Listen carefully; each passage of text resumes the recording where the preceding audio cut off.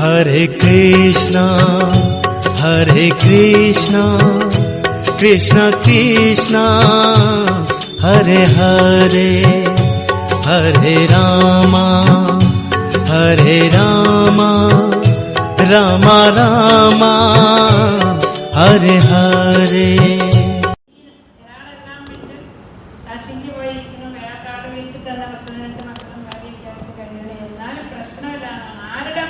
ബ്രഹ്മത്തിൽ രമിക്കുന്നു, അയാൾ ആനന്ദിക്കുന്നു. ഞങ്ങളെപ്പോലെയുള്ള ലൗകികന്മാർക്ക് കുഴപ്പമില്ല. ഭാരതഭൂമിയിലെ മഹത്വം പറഞ്ഞു കഴിഞ്ഞ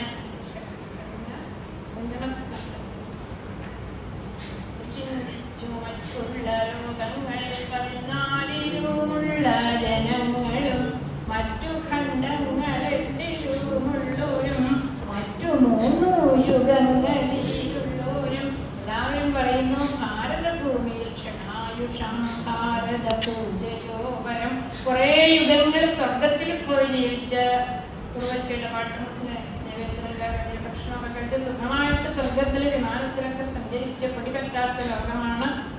അങ്ങനെയൊക്കെയുള്ള ലോകത്തിൽ സുഖമായി ജീവിക്കുന്നതിനേക്കാൾ ഒരു ക്ഷമമേലും ഭാരതഭൂമിയിൽ ജീവിക്കാൻ സാധിക്കാം. ഒരു കദളിപ്പഴം കൊണ്ടുവന്ന ഗുരുവായൂരപ്പൻ്റെ മുമ്പിൽ വെച്ചാൽ രാമൻ ജപിച്ചതിന്റെ പേരിൽ എത്രയോ പേര് കല്ലുമ്മൽ രാമനാമം എഴുതി അയോധ്യയിലേക്ക് അയച്ചു കൊടുത്തൂല്ലേ? ശ്രീരാമ ജയ രാമ ജയ ജയ രാമാന്ന് ലക്ഷങ്ങൾ എഴുതി അയച്ചു കൊടുത്തതേ ഉള്ളൂ. ഇന്നിപ്പോ അവിടെ ഒരു വലിയ അയോധ്യ, ശരിക്കുള്ള അയോധ്യ. അപ്പൊ അങ്ങനെയുള്ള ഭാഷപ്പൂരിൽ മറ്റുള്ളവർ ആഗ്രഹിക്കുമ്പോൾ ചുറ്റും അങ്ങനെ ചുറ്റും ഒരാളുടെ കഥയാണ്.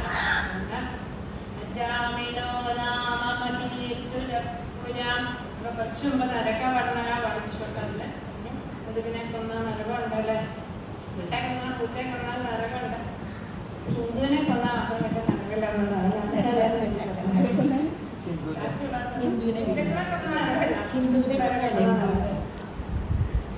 അങ്ങനെയൊക്കെ ഇപ്പൊ കണ്ടുവരുന്നത് നരകമൊന്നുണ്ട് എന്നുള്ളത് നമ്മുടെ ആളുകളൊക്കെ അറിയിക്കേണ്ട കാലം കഴിഞ്ഞു അല്ലെ? പത്രത്തിലൊക്കെ നമ്മൾ വാർത്ത കൊടുക്കുക, നരകമുണ്ട്, കൊന്നാൽ നരകമുണ്ട്, സ്ത്രീകളുടെ മുടി പിടിച്ചാൽ കുലത്തോടെ നശിച്ചു പോകും എന്നൊക്കെ വലിയ അക്ഷരത്തിൽ എഴുതി വെക്കണം. സ്ഥലങ്ങളിൽ ട്രാൻസ്പോർട്ട് ബസ്സിലൊക്കെ എഴുതി വെക്കാം. അങ്ങനെയൊക്കെ ആണെങ്കിൽ നല്ല നരകമുണ്ട്. അപ്പൊ നരകത്തിൽ നിന്ന് രക്ഷപ്പെടാൻ എന്താ വഴിയും ചോദിച്ചപ്പോ ശ്രീശുഖൻ ചോദിച്ചു, അങ്ങേക്ക് പേടിയുണ്ടോ? എനിക്ക് പേടിയില്ല, അവിടുത്തെ മുമ്പിലിരിക്കുന്നത് കൊണ്ട് എനിക്ക് യാതൊരു ഭയമില്ല. എന്നാലും ആളുകളൊക്കെ അനുഭവിക്കുമല്ലോ. കാമം അല്ലെങ്കിൽ പ്രായശ്ചിത്തം ചെയ്യുക, പാപം ചെയ്തു കഴിഞ്ഞാൽ. അങ്ങനെയാണ് ജയിലൊക്കെ പറഞ്ഞു വിട്ടു കഴിഞ്ഞാൽ അവിടുന്ന് ഒരു നിയമമൊക്കെ പറഞ്ഞു വിടും. വീണ്ടും ഇവിടെ വന്ന് ജയിലിൽ ഉണ്ടെന്നാണുള്ള സുഖം കൊണ്ടാണ് പറയുന്നത്. അപ്പൊ അങ്ങനെ ആകാൻ വാസന പോകുന്നില്ല. ദുർവാസന നമ്മുടെ പിന്നെ പാപം ചെയ്യാനുള്ള വാസന കിടക്കുന്നതുകൊണ്ട് പിന്നെ ഇവരിങ്ങനെ വിനാദികളായി മാറിക്കൊണ്ടേയിരിക്കും. അപ്പൊ വാസന കൂടി ഇല്ലാതാകണമെങ്കിൽ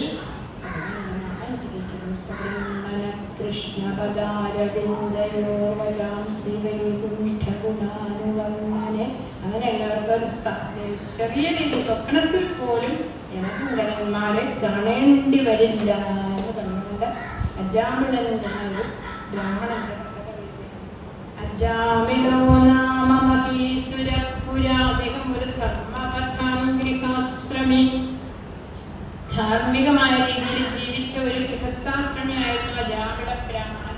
ഈശ്വരൻ എന്ന് പറഞ്ഞാൽ ഭൂമിയിലെ ദേവൻ സൃഷ്ടി വിഗ്രഹാനുഗ്രഹ ശക്തി ഉള്ളത് കൊണ്ടാണ് അവരെ മഹീശ്വരൻ. അദ്ദേഹം ഒരിക്കൽ അച്ഛന്റെ വാക്കനുസരിച്ച് കാട്ടിൽ പോയിട്ട് ഒരു കുലടയായ സ്ത്രീയെ കണ്ടു. അങ്ങനെ കണ്ടപ്പോ എന്താ കുഴപ്പം? അദ്ദേഹത്തിന്റെ മനസ്സ് വളരെ ശാന്തമായിരുന്നു. എങ്കിലും കണ്ടപ്പോ അങ്ങോട്ട് ഇറങ്ങിപ്പോയി. സ്വധർമ്മമുത്സൃജ്യതയാസമാരവൻ എന്ന് പറയുമ്പോ കഥ പറയാറുണ്ട്. ശ്രീരാമകൃഷ്ണദേവൻ ഒരിക്കൽ ഹൃദയനോടുകൂടി കൽക്കട്ടയിലെ വഴിയിലൂടെ ഇങ്ങനെ നടന്നു പോവുകയായിരുന്നു. അപ്പൊ ഭഗവാൻ കുറച്ച് മുമ്പിലാണ് എത്തിയപ്പോഴും ഈ നമ്മുടെ ദുഷ്ട സ്ത്രീകളൊക്കെ പലരുണ്ട്. അങ്ങനെയുള്ള ഒരു സ്ത്രീ ദശരഥനെ കുറിച്ച്, ആ സ്ത്രീ ഭഗവാൻ അഭിമുഖമായിട്ട് ഇവിടെ വരികയായിരുന്നു. അപ്പോൾ ഹൃദയം വിചാരിച്ചു, അയ്യോ അദ്ദേഹത്തിനോട് സംസാരിക്കട്ടെ ആ സ്ത്രീ എന്ന് വിചാരിച്ച് ഹൃദയം അടുത്തോട്ട് ചെല്ലുമ്പോഴത്തേക്കും ശ്രീരാമകൃഷ്ണൻ അവരുടെ അടുത്ത് വീട്ടിലൊക്കെ പറഞ്ഞ് തിരിച്ചു വന്നു. അപ്പോൾ ഹൃദയം പറഞ്ഞു, അയ്യോ അവിടുന്ന് അവരോട് സംസാരിച്ച് ശരിയായില്ല, എന്താ അവരൊരു ചീത്ത സ്ത്രീയാണ്, ചീത്ത സ്ത്രീയാണ്. അപ്പൊ ശ്രീരാമകൃഷ്ണൻ പറഞ്ഞു, എനിക്ക് അങ്ങനെയല്ലല്ലോ തോന്നിയത്, എനിക്ക് ശ്രീരാമചന്ദ്രന്റെ വൈദേഹിയില്ല, സീതാദേവി ആയിട്ടാണ് എനിക്ക് തോന്നുന്നത്. അങ്ങനെ തോന്നിയാൽ മതി. അപ്പൊ വേശ്യൊക്കെ അങ്ങനെ എത്രയോ കഥകളുണ്ട്. ചൈതന്യ മഹാപ്രഭുവിന്റെ ശിഷ്യന്മാരൊക്കെ രാമൻ ജപിച്ചിരിക്കുമ്പോൾ വേശ്യകളെ പറഞ്ഞു. അവർ 2 ദിവസം അവിടെ തരുമ്പോ ഇവര് പറയും, ഞാൻ ഈ സംഖ്യ കഴിയട്ടെ എന്ന് പറഞ്ഞു. ദിവസം കഴിയുമ്പോൾ അവരാ മതം മേടിച്ചിട്ട് പോയി അവർ നടത്തി. അങ്ങനെയാണ് സംഖ്യ കഴിക്കുമ്പോൾ ആനന്ദലത്തിന് ഇത്ര സംഖ്യ ധരിക്കുന്നത്. അത് കഴിഞ്ഞിട്ട് അമ്മയ്ക്ക് എന്നെ കൊണ്ട് എന്തെങ്കിലും ഉപകാരം ഉണ്ടോ, അവര് വിട്ടു, സ്ത്രീകളല്ല. പക്ഷെ ഇദ്ദേഹം വിട്ടു. അധർമ്മകാരി ദശമീ ഭവൻ പുനർദത്തോ ഭവൻ സ്വതവേ പ്രശാന്ത മനസ്സിലായിരുന്നുവെങ്കിൽ അദ്ദേഹം അധർമ്മകാരിയായി തീർന്നു. 10 മക്കളെ ജനിപ്പിച്ചു. നമ്മുടെ ഒരു നിയമം, 10 മക്കളെ ജനിപ്പിച്ചു. 10 മക്കൾ ജനിച്ചു കഴിഞ്ഞിട്ട് പിന്നെ 11ാമത്തെ മകൻ ആരായിരിക്കും, അത് ഭർത്താവാകുന്നു. തമിഴിൽ പറഞ്ഞിട്ടുണ്ട് 11ാമത്തെ ഭർത്താവിനെ നോക്കാറാണ്. 10 മക്കളെ ജനിപ്പിച്ചു. പക്ഷെ ഭഗവാന്റെ നാമമുള്ള കുട്ടിയിലാണ് അദ്ദേഹത്തിന്റെ രതിയുള്ളത്.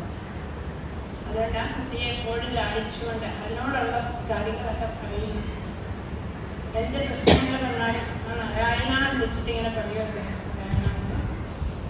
മരുന്ന് വാങ്ങിയില്ല, അല്ലെങ്കിൽ ഗുളിക കഴിച്ചില്ല നാരായണ, ഇന്ന് ആഹാരം കഴിച്ചില്ല, ഇന്ന് മഴയാണല്ലോ നാരായണ, അങ്ങനെ പറഞ്ഞുകൊണ്ടേയിരുന്നു.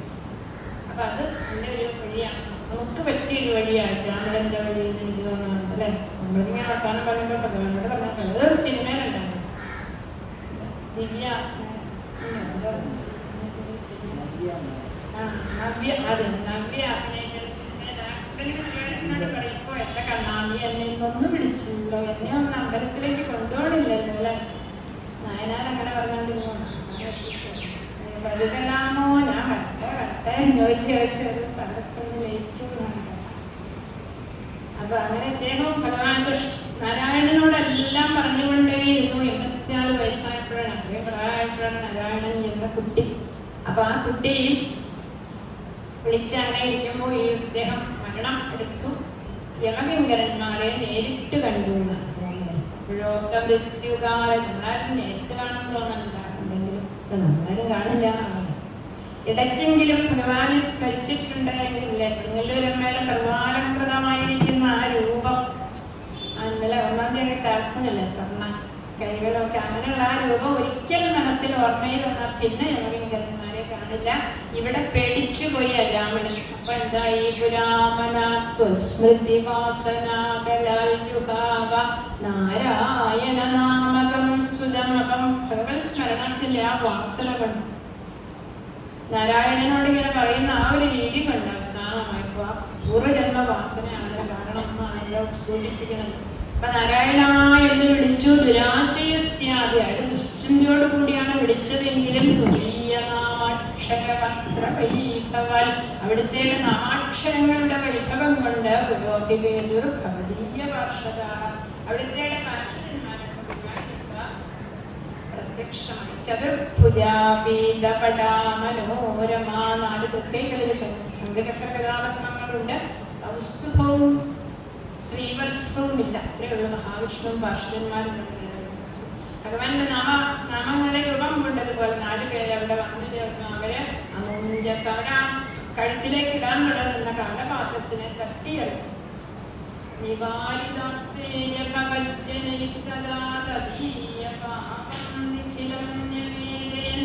അപ്പോ ഇവര് ചോദിച്ചു, നിങ്ങൾ ആരാണ്? പറഞ്ഞു, ഞങ്ങൾ ധർമ്മരാജാവിന്റെ കിങ്കരന്മാരാണ്. ധർമ്മരാജാവിന്റെ കിങ്കരന്മാരാണെങ്കിൽ എന്താണ് ധർമ്മം? പറഞ്ഞു, ധർമ്മം എന്ന് പറഞ്ഞാൽ ശരണം സാക്ഷാൽ വേദപ്രണിതിരോ ധർമ്മ ധർമ്മസ്കബ്രിവ്യ. ആരാണ് ധർമ്മം എന്താണെന്ന് ചോദിച്ചാൽ വേദത്തിൽ പറഞ്ഞിരിക്കുന്ന നിയമങ്ങളാണ്. നമ്മൾ എങ്ങനെ ജീവിക്കണം, ഒരു വസ്തുവിനെ അതാക്കി തീർക്കുന്നതാണ് ധർമ്മം. താടകയ്ക്കൊന്നുമില്ല ശ്രീരാമൻ അല്ലെ, അവളെ പേടിച്ചാലും നേർവഴി നടപ്പിയില്ല. സ്ത്രീ അല്ലായിരുന്നു, അതുകൊണ്ടാണ് സ്ത്രീകളുടെ സ്വഭാവമല്ല താടക കാണിച്ചത്. സൂര്യന്റെ വെയിലും ഇതെല്ലാം സൂര്യന്റെ ധർമ്മമാണ്. ഇതുപോലെ ഓരോന്നിനും അതാണ് എന്നെ അതാക്കി തീർക്കുന്നത് അതിന്റെ ധർമ്മമാണ്. അത് വേദത്തിൽ പറഞ്ഞിരിക്കുന്നതാണ്. അതാണ് നമ്മളെല്ലാവരും അനുഷ്ഠിച്ചുകൊണ്ടിരിക്കുന്നത്. അതിന് വിപരീതമായതെല്ലാം അധർമ്മമാണ്.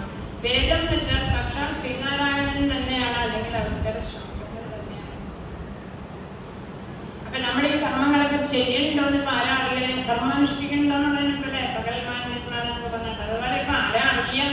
അത് അറിയുന്ന കുറെ പേരുണ്ടെന്നാണ്. സൂര്യ, അഗ്നി, ബ്രാഹ്മണ എല്ലാവരും നമ്മളിവിടെ കാണുന്ന ഈ സൂര്യചന്ദ്രന്മാരെ മരുത്തുക്കൾ, അത് വായു, പശുക്കള്, സൂര്യൻ, സന്ത്, സന്ധ്യവിട്ടൻ, ദേവതകൾ, അങ്ങനെയുള്ള കുറെ കാര്യങ്ങള് ആളുകൾ നമ്മുടെ സാക്ഷികളായിട്ടുണ്ട്. അവരവിടെ ചിത്രഗുപ്തന് എഴുതി കൊടുക്കുന്നതാണ്. ചിത്രഗുപ്തന്റെ അടുത്ത് നമ്മുടെ ആരും അറിയുന്നില്ലെങ്കിലും തത്വം തന്നെ അനുഷ്ഠിക്കണം. അപ്പൊ ഈ അജാമിടൻ ഒരു ദാസി സംഘം ജന പാപമെല്ലാം വിസ്തരിച്ചു പറഞ്ഞു. അപ്പോ ഞങ്ങൾ ദണ്ഡിച്ച് ശുദ്ധനാക്കാൻ കൊണ്ടുപോവുകയാണ് എന്ന് പറഞ്ഞപ്പോ വിഷ്ണുഭാഷകന്മാര് ചോദിച്ചു, അല്ലയോ പണ്ഡിതന്മാരായിരിക്കുന്ന യജ്ഞകരന്മാരെ നിങ്ങളൊന്ന് ചോദിക്കട്ടെ, ഭവന്തു പാപാനി കഥന്തു നിഷ്കൃതേ, പാപം ചെയ്തു എങ്കിലും പ്രായശ്ചിത്തം ചെയ്താൽ പിന്നെ ദണ്ഡനത്തിന്റെ ആവശ്യമുണ്ടോ? അതോ നിങ്ങൾക്ക് ഈ പ്രായശ്ചിത്തം എന്ന് വെച്ചാൽ എന്താന്ന് അറിഞ്ഞുകൂടാണ് പരിഹാസം. ശ്രുതിസ്മൃതിഭ്യാം വിഹിതാവ്രതാദയ, വേദങ്ങളിലെ ധർമ്മശാസ്ത്രങ്ങളിലും വിധിക്കപ്പെട്ട ചന്ദ്രായണ വ്രതം മുതലായ പാപം തരുന്ന വീണ്ടും പാപം ചെയ്യാനുള്ള വാസന ഉണ്ടാക്കും. എന്നാൽ അനന്തസേവാതുനികൃന്ദലിദ്വയും, അനന്തസേവ, അനന്തമൂർത്തിയായിരിക്കുന്ന ശ്രീഗുരുവായൂരപ്പനെ ഭജിച്ചാൽ പാപവും തീരും, അത് ചെയ്യാനുള്ള മോഹവും പിന്നെ ഉണ്ടാവില്ല. ആ രീതിയിൽ നല്ലതായിട്ട് ഞങ്ങൾ വരുന്നത്. അപ്പൊ അങ്ങനെയുള്ള അതുകൊണ്ട് എന്നിങ്ങനെ ഭഗവാനെ അവിടുത്തെ പാർഷകന്മാര് പറഞ്ഞു, ഗിരി പ്രബോധം പുരുഷാഭാഷിരെ അനേനയാള ജനനേന പോ ജന്മസഹസ്രകോടി പിരിപ്പോ. അല്ലയോ യമഭടന്മാരെ, ഈ അജാമിടൻ ജന്മസഹസ്ര അനവധി ജന്മങ്ങളിലെ 1000 കോടി ജന്മങ്ങൾ കൊണ്ട് ചെയ്ത പാപങ്ങൾ മുഴുവനും ഈ ഒരൊറ്റ പ്രായശ്ചിത്തം കൊണ്ട് തീർന്നു. എങ്ങനെ ഹരേ ഹരേ എന്ന് പേടിച്ചിട്ടാണെങ്കിലും വിളിച്ചിട്ടില്ല. അങ്ങനെ വിളിച്ചാൽ ഭഗവാൻ സർവവിധ പാപങ്ങളും ഒറ്റയടിക്ക് തീരുമോ ചോദിച്ചാൽ, നമ്മൾ 2 മൂടി കിടക്കുന്ന ഒരു മൂടി, ആ മുടിയിൽ ഒരു വിളക്ക് കത്തിച്ചു, ചിലപ്പോൾ കുറേ വിളക്ക് കത്തിച്ചു വയ്ക്കണ്ട, വിളിച്ചുകൊണ്ട് ഒരു വിളക്ക് കത്തിച്ചാൽ മതി. അതുപോലെ പ്രകാശമുള്ള ഈ തിരുനാമം നമ്മൾ ജപിച്ചു കഴിഞ്ഞാൽ ഈ പാപങ്ങളെല്ലാം നശിക്കുമെന്ന് ത്വൽപുരുഷാഭാഷിരെ. ഇനിയിപ്പോൾ അറിയാതെയാണല്ലോ ലഭിച്ചത്, അല്ലെ? നാമം ജപിച്ചതല്ല, സങ്കീർത്തനം അറിയാസം. കുട്ടിയെ വിളിച്ചതുപോലെയോ അല്ലെങ്കിൽ എന്തെങ്കിലും ശ്ലോകം ചെല്ലുമ്പോൾ അതിന്റെ അവസാനത്തിൽ ഹരിനാമകീർത്തനമൊക്കെ ചെല്ലുമ്പോൾ അതിന്റെ അവസാനം നാരായണായ നമ അങ്ങനെ മന്ത്ര അക്ഷരങ്ങൾ അതിന്റെ അവസാനം. അപ്പൊ അങ്ങനെ ആയാലും പിന്നെ പരിഹാസമായിട്ടാണ് കുട്ടികൾക്ക് പേരിടുമ്പോഴാണ് ആ രീതിയിലൊക്കെ നാമങ്ങളായിട്ടാലും അങ്ങനെ ജപിച്ചാലും ജഗത്യതൗഹന്മഹിമാസ്യതാദൃശ. കാരണം അത് തിരുനാമത്തിന്റെ മഹത്വമാണ്. നാരായണ നാരായണ നരജന്മമെടുത്താൽ തീരാത്തൊരു ദുഃഖം തവ തിരുനാമജപത്താൽ തീരുന്നു പുനർജന്മവുമില്ല നിരൂപിച്ചാൽ. നാരായണ നാരായണ ശ്രീകൃഷ്ണ നമസ്തേ. അപ്പൊ അത് രമണ മഹർഷിയുടെ ഒരു പുസ്തകത്തിൽ പറയുന്നുണ്ട്, ജീവിതം ഒരു വലിയ ലോകമാണ്, അതിനുള്ള മരുന്നാണ് നാമജപം. നമുക്കത് എവിടെയും ചെയ്യാൻ പറ്റും. അതാണ് പൊതുവായ പെണ്ണിനും ഇരപ്പനും ദാഹകനും എല്ലാവർക്കും ചൊല്ലാം. അത് അറിഞ്ഞിട്ട് ചൊല്ലണമെന്നില്ല. അതിന്റെ മഹത്വം ആർക്കും അറിയാൻ പറ്റില്ല. ശുദ്ധമായിട്ട് ചൊല്ലണം, അങ്ങനെയില്ല. കാരണം അതെല്ലാത്തിനെ ശുദ്ധമാണ്. അതിന്റെ മഹത്വം അതാണ്. അപ്പൊ മഹത്വം എന്തുവരെ അറിഞ്ഞില്ല എന്ന് വെച്ചാൽ ഗുളികയൊക്കെ കഴിച്ചാൽ മരിച്ചു പോയില്ലേ, ഒക്കെ ഗുളിക ഗുളിക കഴിച്ചു മരിച്ചു. അത് പറഞ്ഞുകൊണ്ട് മരിക്കാൻ വേണ്ടി കഴിച്ചതല്ല. അല്ലെങ്കിൽ ഒരു തീക്കൊള്ളി എടുത്ത് ഞാൻ കറക്കിക്കൊണ്ടിരുന്ന ഒരു കുട്ടി, ഇതൊരു വക്കോൽത്തിന്റെ അടുത്തായിരുന്നു, തീ കത്തിക്കില്ല, അറിഞ്ഞില്ലെങ്കിലും തീ കത്തില്ല. അതുപോലെയാണ് അഗ്നി എപ്രകാരമാണോ വിറകുകളെ ഉള്ള വിറവ് മുഴുവൻ കത്തിപ്പോയില്ലോ, അതിന് കുറച്ചും കൂടി കത്തിപ്പോയി. അതുപോലെ മരുന്ന് രോഗങ്ങളെ ഇല്ലാണ്ടാക്കും. ഔഷധക്കൂട്ടുകളെന്തെന്നറിഞ്ഞില്ല, ഔഷധം സേവിച്ചു മുക്തനായി എന്ന പോൽ നമ്മളും സേവിച്ചിടും ധന്യ നാരായണീയമേ വന്ദിക്കുന്നേൻ. നാരായണ നാമം, നാരായണീയ അങ്ങനെയുള്ള എല്ലാ ഗ്രന്ഥങ്ങളും നമ്മൾ അതിന്റെ മഹത്വം അറിയാതെ കണ്ടാണെങ്കിലും നിരന്തരമായി ഉപാസിച്ചുകൊണ്ടിരുന്നാൽ അത് നമ്മളെ ഉദ്ധരിക്കും. നമ്മുടെ കഴിവുണ്ട്. അപ്പൊ ഇന്ന് അവിടുത്തെ പുരുഷൻ, അവിടുത്തെ ഭക്തന്മാര് പറഞ്ഞു. ഇവിടെ നമ്മൾ മനസ്സിലാക്കേണ്ട വേറൊരു കാര്യം, ഏതെങ്കിലും ഒരാൾ നാമം ജപിക്കുന്ന ആളാണെങ്കിൽ ആള് നമ്മുടെ സുഹൃത്താക്കണം. ഇനിയിപ്പോ ഈ വിഷ്ണുഭാഷകന്മാർക്ക് ഇവിടെ ഇറങ്ങി വരേണ്ട വല്ല കാര്യമുണ്ടോ അല്ലെ? ഇവിടെ ഒരാൾ നാമം ജപിച്ചു എന്ന് കണ്ടപ്പോ വിഷ്ണുഭാഷകന്മാർ വൈകുണ്ഠത്തിൽ നിന്ന് വന്ന് ഇവരെ രക്ഷിക്കരുത്. അതാണ് പുരുഷാഭാഷ്യരെ. നമ്മൾ ഭഗവാന്റെ ആണാണ് എന്നുണ്ടെങ്കിൽ മാറ്റി വെച്ചോളാം. അത് രക്ഷിക്കാൻ തയ്യാറാവും. ഭക്തന്റെ രക്ഷയ്ക്കായിട്ടുണ്ട്. ഹിന്ദുക്കളെ ഒട്ടും ഇല്ലാണ്ടായിരുന്നു. ആരെങ്കിലുമൊക്കെ എങ്കിലും നമ്മുടെ ധർമ്മം കൊണ്ട് രക്ഷപ്പെട്ടുകൊണ്ട് ഇത് ഈ ദേവി അമ്യഘടയിലപാസുര ഇങ്ങനെ യമഘടന്മാരും വിഷ്ണുഭാഷകന്മാരും തമ്മിലിട്ട് ഇന്ദിരവടിയുടെ ഭൃത്യന്മാരുടെ സമൂഹം അന്തർധാനം ചെയ്തു. മറ്റവരും അന്തർധാനം ചെയ്തു. അപ്പൊ നാമമാഹാത്മ്യം പറഞ്ഞവരും പോയി, നാമമാഹാത്മ്യം കേട്ടവരും പോയി. ഇത് അങ്ങനെയാണ് പൊതുവല്ല. മഹാത്മ്യം കേൾക്കും കുറപ്പേരത് പറയുകയും ചെയ്യും. ആ പറയുന്നവർ നാമം ജയിക്കില്ല, കേൾക്കുന്നതും ജയിക്കും. പിന്നെ ആര് ജയിക്കും? അജാമിളന്മാർ. ദുഃഖിതനായിത്തീർന്ന അജാമിളൻ സ്വയം പശ്ചാത്തപിച്ചത് ജന്മം പ്രജാഹം ഹിതവപ്പാദോ ബ്രഹ്മജ്ഞാനി ബ്രഹ്മഹത്യാവത ചെയ്തിരിക്കുന്ന മഹാഭാവിയായ ഞാൻ എവിടെയാണ്? മംഗളകരമായ ഹരിയുടെ നാമം എവിടെയാണല്ലേ? എന്നെ രക്ഷിച്ചിരിപ്പോ ആരാണ് എന്നൊക്കെ ചിന്തിച്ചത് കണ്ടോ? അതോട് കഴിഞ്ഞിട്ട് പോയി. അതുവരെ അനങ്ങാൻ വയ്യാന്ന് തോന്നിയിരുന്നു. അതാണ് നമ്മുടെയൊക്കെ അവസ്ഥ. നാമം ജയിക്കാറുണ്ട്. പാവകന്മാരെ എന്താന്ന് പറഞ്ഞാൽ പത്മടുത്തൊക്കെ ചോടി അത് കാലകാലം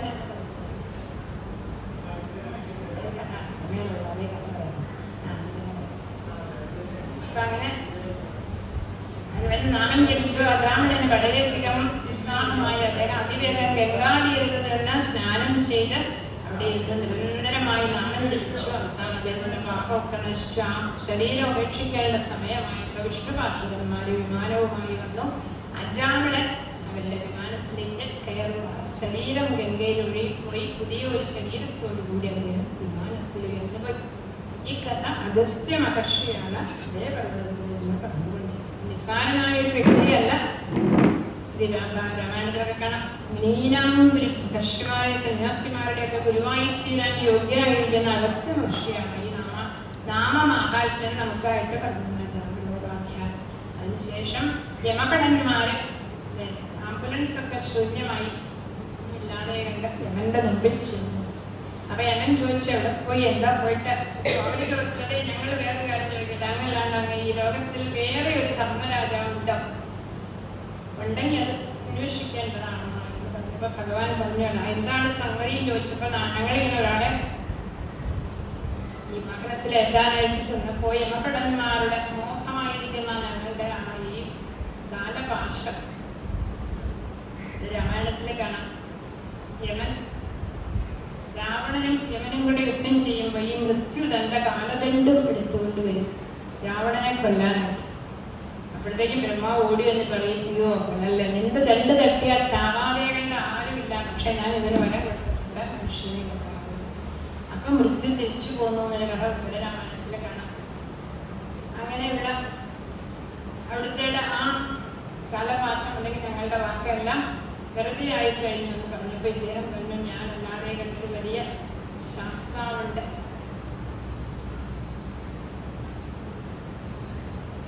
അന്യേക്ക് എല്ലാ വിദ്വാനും അസ്പൃഷ്ടകരസ്ഥമസ്ത അവരെല്ലാം അതിന്റെ കീഴിലാണ്. പ്രായേണൂത അത് സാക്ഷാൽ ശ്രീഹരി തന്നെയാണ്. ഞങ്ങളിൽ 12 പേര് മാത്രമേ ആ ശരിക്കുള്ള ഭാഗവത ധർമ്മത്തിനെ അറിയത്തുള്ളൂ. ബ്രഹ്മാവ്, നാരദൻ, ശംഭു, സനൽകുമാര മഹർഷി, ബലവാസുദേവൻ, സ്വയംഭൂമനു, പ്രഹ്ലാദോ, ജനകോ, ഭീഷ്മോ, ബലിവും, വയ്യാസുകി, അവസാനം വയം എന്നുള്ളത് ഞങ്ങൾ എന്നുള്ള അർത്ഥത്തിലും പറയാം. യമധർമ്മരാജാവ് പറഞ്ഞു, ഇങ്ങനെ 12 പേർക്കാണ് ഈ ഭാഗവത ധർമ്മത്തിനെ കുറിച്ച് അറിവുള്ളത്. അപ്പൊ നിങ്ങളോട് നേരത്തെ പറയേണ്ടതായിരുന്നു അല്ലേ, നമ്മൾ ജനിച്ചപ്പോഴാണ് രാവണൻ രക്ഷപ്പെട്ടത്, അതുകൊണ്ട് അങ്ങനെ ഒരാളുണ്ട് എന്ന് ഞാൻ നേരത്തെ പറയേണ്ടതായിരുന്നു. ഞാൻ നിങ്ങൾക്കത് അനുഭവമാകട്ടെ എന്ന് വെച്ചിട്ടാണ് പ്രത്യക്ഷമായി കഴിഞ്ഞിട്ടാണ് പ്രമാണം പറയാൻ പറഞ്ഞു.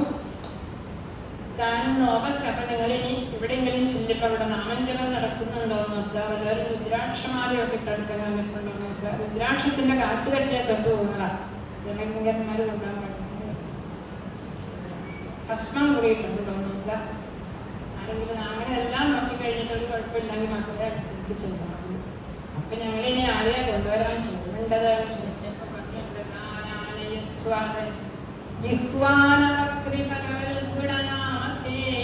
നാക്ക് കിട്ടിയിട്ട് ഭഗവാന്റെ നാമം ചുരുക്കാതെ കണ്ടുള്ള ആളുകളെ പലതും പറഞ്ഞു പകൽ കളയുന്ന ധാരാളം പേരിപ്പോ അങ്ങനെ പകല പലതും പറഞ്ഞുകൊണ്ടേയിരിക്കുന്നു. വേദവ്യാസൻ വെറുതെ അല്ല സംസാര സാഗരേ മഗ്നം എഴുതിയ. ചിലപ്പോ സംസാര സാഗരമാണ് നമ്മുടെ കയ്യിലുള്ള സാഗരം, അതൊരു സമുദ്രമാണ്. അവിടെ നാമൊഴികളെല്ലാം പറയുന്നത്. ശ്രീരാമനെ കുറിച്ച് പോലും കാര്യമായിട്ട് പറഞ്ഞില്ല, അമ്പലത്തിനെ പ്രത്യേകം പറഞ്ഞു. എല്ലാം അങ്ങനെ നാമം ജപിക്കാതെ കണ്ടുള്ള ആളുകളെ അതുപോലെ ആരുടെ മനസ്സാണ് ഭഗവാന്റെ ശ്രീപാദങ്ങളെ സ്മരിക്കാതെ കണ്ടിരിക്കുന്നത്. അധിക സുമധുരമായിരിക്കുന്ന ആ ഭഗവാന്റെ കുഞ്ഞിക്കാലടി കൊഞ്ചിലമ്പു കൊഞ്ചിടുന്ന പിഞ്ചുപാദം നോക്കണം. ആ പിഞ്ചുപാദത്തിൽ ഞാനിതാ നമസ്കരിക്കണോ എന്നൊരിക്കലെങ്കിലും ചൊല്ലാതെ ഉള്ളവര് അങ്ങനെയുള്ള ആളുകളെ അല്ലെങ്കിൽ നമസ്കരിക്കാതെ വീണാൻ പോലും മറന്നു വീണാണ്. അങ്ങനെയുള്ള മഹാഭാവികളെ ഒക്കെ ഇങ്ങോട്ട് കൊണ്ടുവരിക. ബാക്കി ഇപ്പൊ നിങ്ങൾ ചെയ്തതൊക്കെ ക്ഷമ്യതാം ഭഗവാൻ പുരാണോ ഭഗവാൻ ക്ഷമിക്കട്ടെ. സങ്കീർത്തനം വിഷ്ണു ജഗന്മംഗളമംഗസം മകതാമപി ഗൗരവ്യാവിധികന്തികനിഷ്ഠുതിം. മറ്റെല്ലാം കൊണ്ട് എല്ലാവരും എളുപ്പമായിരിക്കുന്ന ഒരു മാർഗം നാമം ജപിക്കുക തന്നെയാണ്.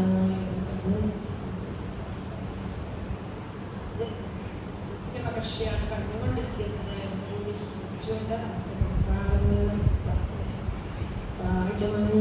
പാടും ഞാൻ നാരായണ